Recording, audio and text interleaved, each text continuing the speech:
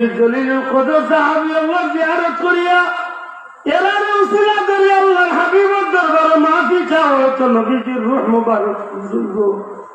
নাইলে তোমার জমিন তলে টাকা বড় কঠিন হয়ে যাইব। মৌলানা কইন আমি গেলাম, দ্বিতীয়বার আমি গিয়া জিয়ারত করলাম, জিয়ারত করিয়াই আমি দ্বিতীয়বারের মতো ঘুমাইলাম। স্বপ্ন যুগে দেখি হযরত উসমান রাদিয়াল্লাহু তাআলা আনহু হযরত উসমানের ডাক দিয়া কইল, মৌলানা আজকুর ভিতরে মদিনা চালিয়ে যাও, এই মদিনার জমিন তো আজকুর ভিতরে বাড়ি যাও, নাইলে আল্লাহর হাবিব তোমার উপরে বড় রাগ করে লাইছেন, তুমি ইমান না রাখতে ইমান হইয়া তুমি মারা যাইবা। দঙ্গর জায়গা আছে রে ভাই, সব জায়গা লিয়া সব জিনিস অনুরোধ করবো আমার বন্ধু,